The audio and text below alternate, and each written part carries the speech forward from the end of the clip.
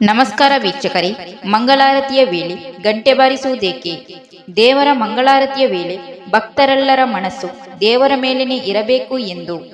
ಲೋಕ ವ್ಯವಹಾರದಿಂದ ಕೂಡಿದ ಮನಸ್ಸುಗಳು ನಾನಾ ಬಗೆಯ ಚಿಂತೆಯಲ್ಲಿರುತ್ತದೆ.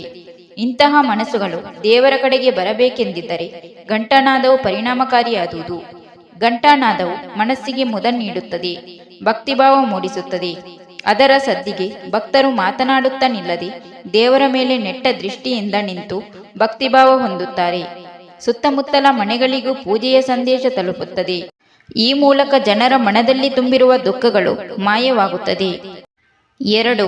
ದೇವರ ವಿಗ್ರಹದ ಎದುರು ನಿಂತು ಪ್ರಾರ್ಥಿಸಬಾರದೇಕೆ? ದೇವರ ವಿಗ್ರಹದ ಎದುರು ನಿಂತು ಪ್ರಾರ್ಥನೆ ಮಾಡುವುದು ಉಚಿತವಲ್ಲ. ಸುಮಾರು 30 ಡಿಗ್ರಿ ಎಡ ಅಥವಾ ಬಲಭಾಗಕ್ಕೆ ಕೈ ಮುಗಿದು ಕಣ್ಣು ಮುಚ್ಚಿ ಪ್ರಾರ್ಥಿಸಬೇಕು. ದೇವರ ವಿಗ್ರಹದಿಂದ ಹೊರಬೀಳುವ ಕೃಪಾಶಕ್ತಿ ತರಂಗಗಳಾಗಿ ಪ್ರವಹಿಸಿ ಭಕ್ತನನ್ನು ಸೇರುತ್ತದೆ. ಹೀಗೆ ನಿಂತಾಗ ಮೆದುಳಿನ ಪ್ರಾಣಶಕ್ತಿ ಶರೀರದ ಪೂರ್ತಿ ವ್ಯಾಪಿಸುತ್ತದೆ. ಕೈಗಳಲ್ಲಿನ ಪ್ರತಿ ಬೆರಳುಗಳು ವಿಭಿನ್ನವಾದ ಶಕ್ತಿಯನ್ನು ಹೊಂದಿರುತ್ತದೆ. ಹೀಗೆ ಕೈಮುಗಿದು ನಿಂತಾಗ ಶಾರೀರಿಕ ಬಲ, ಬುದ್ಧಿಬಲ, ಆತ್ಮವಿಶ್ವಾಸ ಹೊಂದುತ್ತಾರೆ. 3. ಮುಟ್ಟಾದ ಸ್ತ್ರೀಯರು 3 ದಿನ ದೂರವಿರುವುದು ಏಕೆ? ಒಮ್ಮೆ ಇಂದ್ರನಿಗೆ ಬ್ರಹ್ಮಹತ್ಯೆ ದೋಷ ಬಂದಿತು.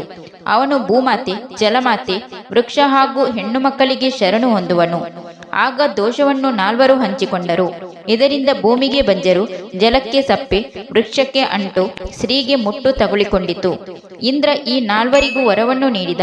ಸ್ತ್ರೀಗೆ ಋತುಸ್ರಾವ ಹೊಂದಿದರೆ ಸಂತಾನ ಪ್ರಾಪ್ತಿ, ಭೂಮಿಯ ಬಂಜರು ಸ್ಥಳದಲ್ಲಿ ಜನವಸತಿ, ನೀರಿನ ಸಪ್ಪೆಗುಣದಿಂದ ಗೋಪಾಲನೆ, ವೃಕ್ಷದ ಅಂಟು ಏಕತೆಯ ಸಂಕೇತ. ಹೀಗೆ ಹೆಂಗಸರಿಗೆ ರಜಸ್ವಲೆ ಆರಂಭವಾಯಿತಂತೆ. ಅಂಥವರನ್ನು ಹೊರಗಾದವರು ಎನ್ನುತ್ತೇವೆ.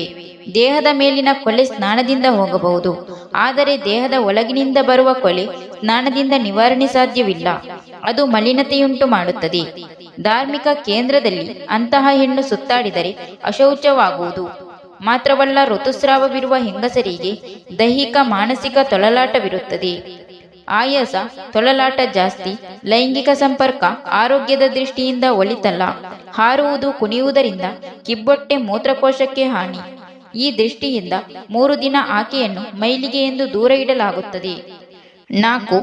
ಬೋರಲು ಮಲಗಿದಾಗ ಕಾಲುಗಳನ್ನು ಮೇಲಕ್ಕೆ ಎತ್ತಬಾರದು ಏಕೆ? ಉಚಿತವಲ್ಲದ ಯಾವುದೇ ಕೆಲಸ ಮಾಡುವುದು ಸರಿಯಲ್ಲ. ಬೋರಲು ಮಲಗುವಾಗ ಕಾಲು ಮೇಲಕ್ಕೆತ್ತಿದರೆ ಭಾರವೆಲ್ಲ ಎದೆಯ ಮೇಲೆ ಬೀಳುತ್ತದೆ. ಇದರಿಂದ ಹೃದಯಕ್ಕೆ ಒತ್ತಡ ಬೀಳುತ್ತದೆ. ಇದು ಸರಾಗ ರಕ್ತ ಪರಿಚಲನೆಗೆ ತಡೆಯುಂಟು ಮಾಡುತ್ತದೆ. ಇದರಿಂದ ಬೋರಲು ಮಲಗಿದಾಗ ಕೈಕಾಲುಗಳನ್ನು ಮೇಲೆತ್ತಬಾರದೆಂದು ನಮ್ಮ ಹಿರಿಯರು ಹೇಳಿದ್ದಾರೆ. Thank you for watching. ವೀಕ್ಷಕರೇ, ವಿಡಿಯೋ ಇಷ್ಟ ಆದರೆ ಒಂದು ಲೈಕ್ ಮಾಡಿ, ವಿಡಿಯೋನ ಎಲ್ಲರಿಗೂ ಶೇರ್ ಮಾಡಿ, ಚಾನಲ್ನ ತಕ್ಷಣ ಸಬ್ಸ್ಕ್ರೈಬ್ ಮಾಡಿ.